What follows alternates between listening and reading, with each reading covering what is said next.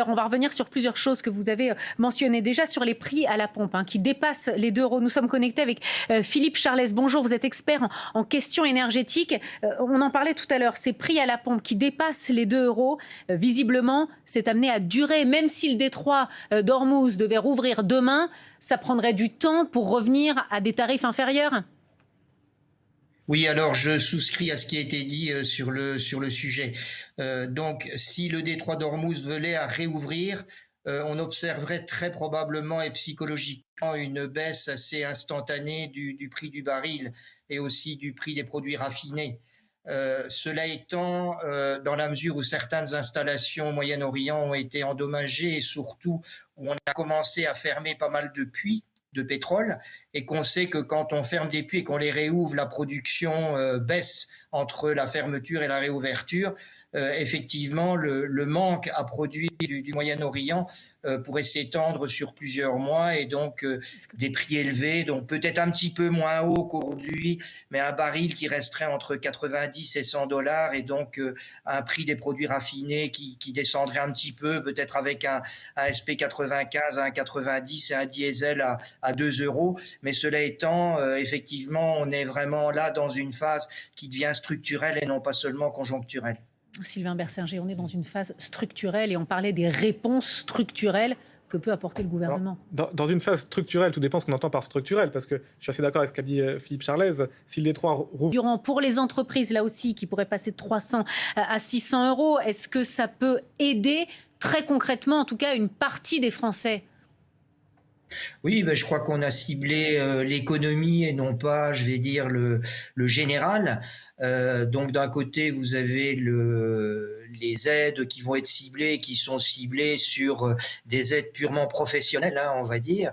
Donc c'est-à-dire les pêcheurs, les agriculteurs, les routiers et puis les aides à la personne ou les infirmières indépendantes. Et quant l'autre prime, ce qui est dans des entreprises qui passeraient de 300 à 600 euros, il faut quand même savoir que c'est assez limité parce que ça concerne d'abord la décision pure des entreprises, donc il n'y a pas d'imposition de la part des pouvoirs publics, et que deuxièmement, ça s'adresse surtout à des très grosses entreprises et non pas des PME qui généralement, des PME de 5 ou 10 personnes ne vont pas avoir les moyens de verser ces primes.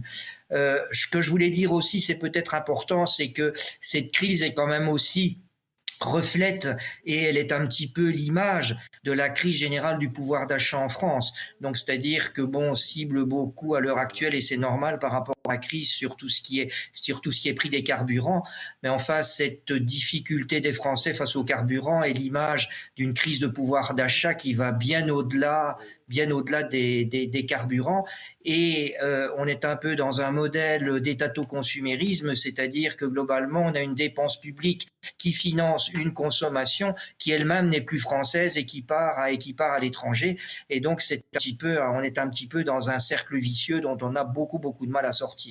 Mathieu, on comprend aussi à travers les choix du gouvernement, et la porte-parole du gouvernement le disait, on va aider. Le gouvernement ne se dirige pas vers une baisse des taxes généralisées. Donc l'ensemble des Français ne seront pas concernés par les annonces qui vont être faites. Oui, c'est évident et ça a aussi été déjà dit sur le plateau. Il ne faut pas perdre de vue que l'État est en train de perdre énormément d'argent. Contrairement à ce qu'on pourrait croire. Malgré le fait de l'augmentation du baril et de l'augmentation du prix de l'essence, la consommation a baissé de 30% depuis environ 2 mois. Si ça devait se maintenir, il faut savoir que les taxes, donc la TICPE plus la TVA, ça rapporte environ 50 milliards d'euros à l'État et que donc ça pourrait faire à terme sur un an un manque à gagner entre 10 et 15 milliards d'euros. Si on rajoute à ça l'augmentation des taux d'intérêt aujourd'hui, contrairement à ce qu'on croit, l'État n'est pas du tout un grand gagnant dans l'affaire et donc c'est bien la preuve et la nécessité d'être effectivement extrêmement parcimonieux et regardant à la distribution des aides à l'heure actuelle. On n'est plus du tout ni en 2019 ni en 2020 avec un troisième quoi qu'il en coûte, parce qu'aujourd'hui c'est quoi qu'il en coûte vraiment à l'État. Pauline Forgue, les autres remarques de nos téléspectateurs qui nous sont parvenus. Il y a une autre série de témoignages qui nous a alertés ces dernières heures. Ce sont les Français notamment qui ont des problèmes de santé chronique, qui ont l'obligation de se rendre régulièrement chez des professionnels de santé et donc là encore d'utiliser leur voiture. C'est le cas notamment de Patricia qui témoigne